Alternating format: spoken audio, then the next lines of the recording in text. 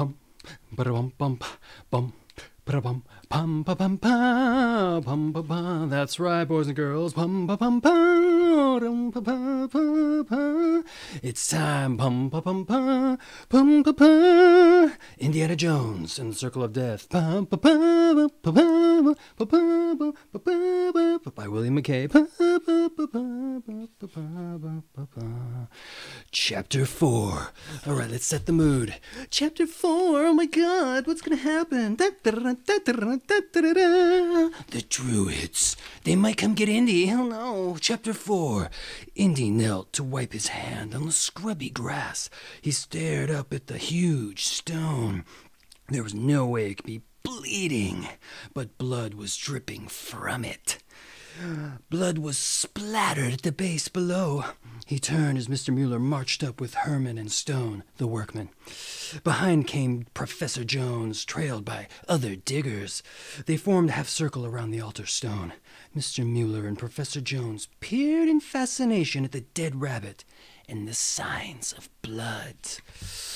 Amazing, Mr. Mueller breathed. We knew about today's druid cults coming here, but I've never heard any reports of continuing sacrifices at Stonehenge. Indy, however, was staring at the workers. Any one of them could have slit that rabbit's throat and drawn some weird symbols. It would have been easy. As he watched the faces of the workmen, though, he didn't see any guilt. Most were pale with fear, muttering and shaking their heads. Several blessed themselves, trying to ward off evil. A tough-looking, broken-nosed workman stepped forward. It's witchcraft, that's what it is. The man's hands were trembling and his eyes were wide, and you could see that one man spoke for all. Stone went to Herman's father. His cloth caps, clutched nervously in his hands. Mr. Mueller, sir, you give us good wages, but you can't pay a man what his life's worth, or his soul. The other men muttered in agreement. They left the stone circle, but they didn't go back to work, or to the trenches they were digging. They headed for their bicycles. Seconds later, they were riding away. Macomb, the foreman, looked helplessly at Mr. Mueller. I don't think there's any talking to them now, sir. They're all too scared. Ignorant, superstitious Mr. Mueller bit his words and jammed his hands into his coat pockets. Indy, in the meantime, had gone to one of the trenches. He pulled a ladder from the hole and dragged it over to the trilithon. What are you up to, son? Professor Jones asked. After Herman ran off, I found something dripping from the stone. Indy set the ladder against one of the columns, then began climbing. Indy's dad held the ladder. What is it? The professor almost let the ladder slip away as Indy replied, Blood!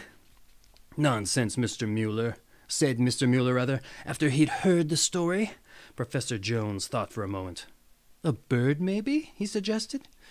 Suppose a flesh-eater like a raven took part of the dead rabbit. I thought of that, Dad, Indy said from the top of the ladder. But there's nothing missing from the rabbit, except blood. Besides, a bird would have perched on top of the stone. The blood was coming from underneath. Indy was still far below the point where the crosspiece joined from the two columns, but he had a much better view from under the underside of the top stone. Even after centuries, the join between the three stones was perfect. There was no place a bird could have hidden to drip blood on him. And there was no way the stone itself could drip blood. Was there? Frowning, Indy rejoined the others down on the ground. Maybe someone smeared blood up there, Herman suggested. There's no blood at the base of the stones, Mr. Mueller said, inspecting them. I cleaned some off right here, Indy said. He went to the spot where he had knelt and stared. The grass was matted down where he had wiped his hands. But there was no trace of blood at all. And the small pool at the base of the stones had also vanished. Indy looked up to his dad. How could it just disappear? He almost whispered. There were a lot of people walking around here, the professor answered. Maybe, Indy said doubtfully. Shrugging, Mr. Mueller led the way to his car. We may as well go home, he told Macomb the foreman. Have the drivers take the trucks back. On the drive back to the house, the two fathers and Herman discussed the slaughtered rabbit. No one mentioned the disappearing blood, and Indy wasn't going to bring it up again. Maybe he'd been seeing things. Maybe he should have just had breakfast before setting off. Mrs. Wells, the cook, was waiting for them in the main hall. "Mr. Mueller, sir, you'll have to go do something. It's a disgrace. The little Pershers are—" "What little Pershers?" Herman's dad wanted to know. "Boys from town," Mrs. Wells said. "They broke all the eggs." "How did they manage that?" Indy asked. "They threw rocks at the boys who were delivering them," Mrs. Wells said angrily. "Fair knocked him off his bicycle. He was all covered with mud." "I think this may explain why we haven't seen the butcher's boy today either."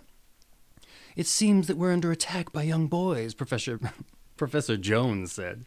Indy glanced at Herman. It sounded like Charlington all over again. Herman was frowning as he turned to his friend. Remember who lives only a few miles away?" he asked rather. "Reggie Pengrave." Mr. Mueller was busy soothing the angry cook. "Well, if we have no eggs, we'll just breakfast on toast and marmalade. The professor and I will be going out afterward." He slipped off his coat. "We're going to other nearby towns to try and hire some new diggers." Then he glanced at Indy and Herman. "You'll have the day to yourselves. There are a couple extra bicycles around if you want to go into town." He hesitated for a second, then said, "Be careful, boys." "Don't worry, Mr. Mueller." Indy looked innocent. "We won't go looking for trouble." Professor Jones just sighed. "Somehow, though, it comes looking for you." As the boys waved goodbye, Herman had a strange expression on his face. "Reggie is after me," he said quietly. "He knows where I am." Indy shook his head. "I don't think this is just about you, Herman. There's something else going on here, and the only place we'll find out about it is in town." "We won't go looking for trouble?" Herman asked nervously. "Don't worry," Indy told him cheerfully. "We'll only go looking for the workmen. Maybe we can find out what's got them so scared." Herman brightened up a bit. "Maybe we can find a candy store." He shook the leather book bag he had on the train. "I'm almost out of snacks, but full of pocket money." Indy chuckled. Herman might be afraid of a lot of things, but his sweet tooth was stronger than any fear. The boys quickly checked a map. Minutes later, they were pedaling off to town, Indy taking the lead. He kept a careful eye on the big clumps of bushes that loomed over the path. He was a little disappointed that nothing happened. The town of Amesbury was small, with cobblestone streets. They passed tidy little shops with slate roofs and many paned windows.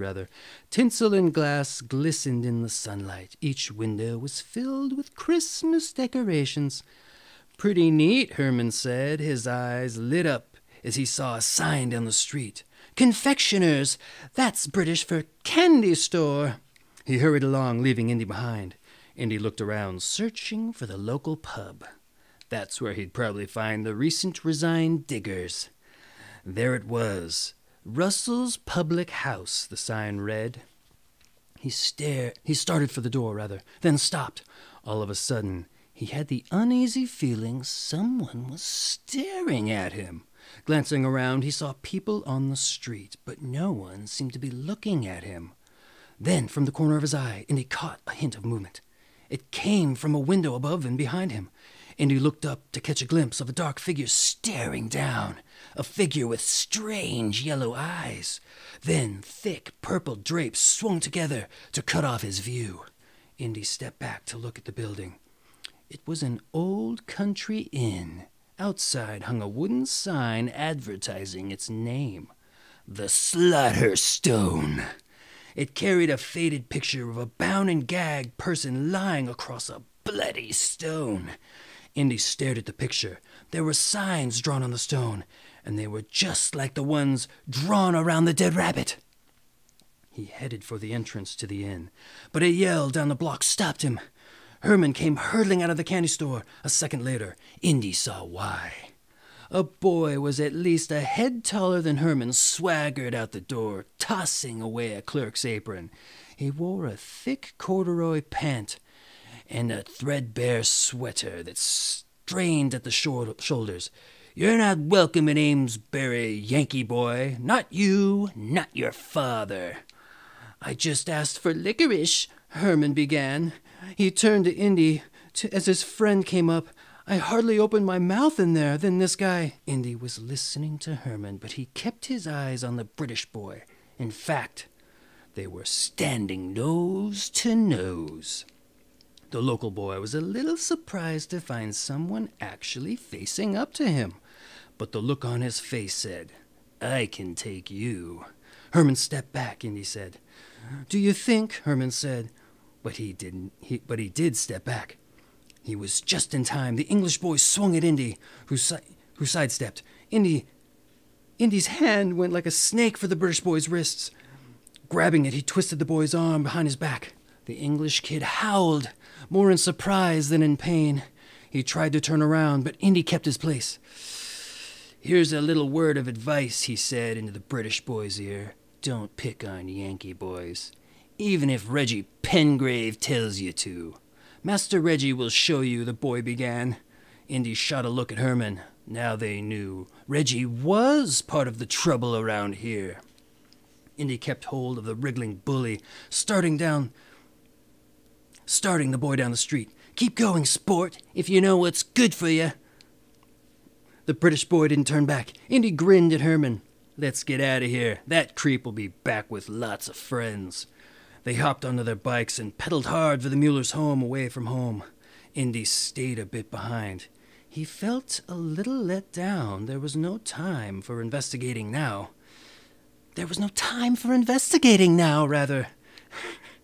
He had to get Herman out of town safely. Herman was in a low mood, too. He was leaving without any candy. Indy sighed with relief as they reached the patch of woods before the gates to the mansion. Suddenly the bushes rustled. Rocks came ripping through them. Indy couldn't get a good look, but there had been a dozen kids hiding behind each side of the path. Some fired slingshots, others threw stones. "Yow!" Herman jumped as a rock hit him on the rear end. His bike wobbled. "Keep going," Indy yelled. "We can't stop and fight. There's too many of them. And you'll get hurt a lot worse if you stay here." A stone hit him in the arm, but he gritted his teeth and kept pedaling. Herman nearly fell off his bike as he got hit again. His cap flew off and landed on the ground, but he kept pumping the pedals. Indy risked stopping for a moment. He scooped up a rock and flung it back. "This one's for you, Reggie." He was rewarded with a strangled yell from the bushes.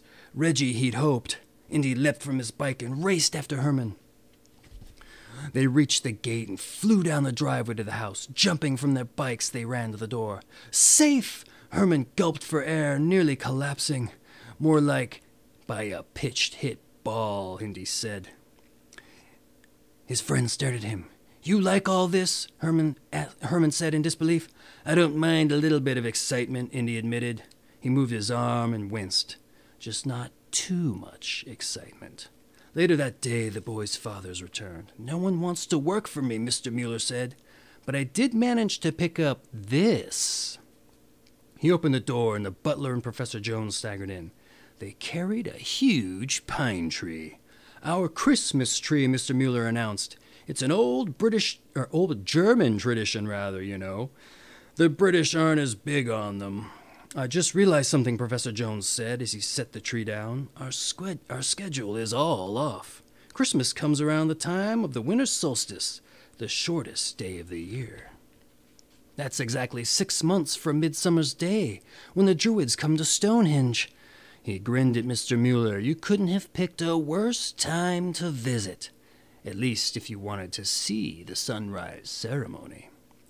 Indy helped set up the tree in spite of the bruise on his arm. He and Herman had already decided not to tell their father about the rock attack. Why worry them more? "One Christmas thing the British love is caroling," Mr. Mueller said. "There'll be singing tonight at the local church and refreshments. And refreshments. I've got the servants the night to go. I've given the servants the night to go. Would you boys like to go as well? Herman licked his lips. I hope they have fruitcake. Indy wanted to go too, but his reasons had nothing to do with singing or food. This was a chance to talk to some of the workmen. Maybe see the Pengraves. But he was surprised when he reached the church. Very few people turned up for the caroling. He recognized no one. Worst turnout in years, Padre, a man in the military mustache complained to the local vicar. The Jones and the Muellers headed home, still humming carols. It had been fun, even though the music had ended earlier than planned. As Mr. Mueller brought the car up to the door, a shout drowned out their happy singing. "Cheese it!" the yell rang out. A crowd of figures suddenly burst out of the front window to run across the lawn. The light was too dim to see any faces, but Indy knew one thing. They were boys. Mr. Mueller didn't even bother to chase after him. He headed straight for the front door and threw it open. The boys and Professor Jones peered around him and gasped. The furniture was overturned. Drawers were pulled out. Everything was tossed around. Tacked to the wall was a large piece of brown paper. "Yankees out," Professor Jones said, reading the red letters scrawled across it. "It's different handwriting from the last message."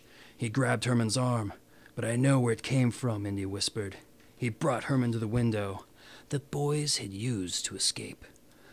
There on the floor was a familiar, dopey-looking blue cap. Probably knocked off by the curtains. He recognized the color and the Charlington crest on the front of it. Reggie Pengrave came to call. Woo! That has been Chapter 4 of Indiana Jones and the Circle of Death. Rum-pa-pum-pum, pum-pa-pum, pum-pa-pum-pum. Join us next time, boys and girls and boys, adventure seekers, for Chapter 5 of Indiana Jones and the Circle of Death. Rum-pa-pa-rum-pa-pa, rum-pa-pa-rum-pa-pa-rum-pa-pa-rum-pa-pa-rum-pa-pa-rum-pa-pa-rum.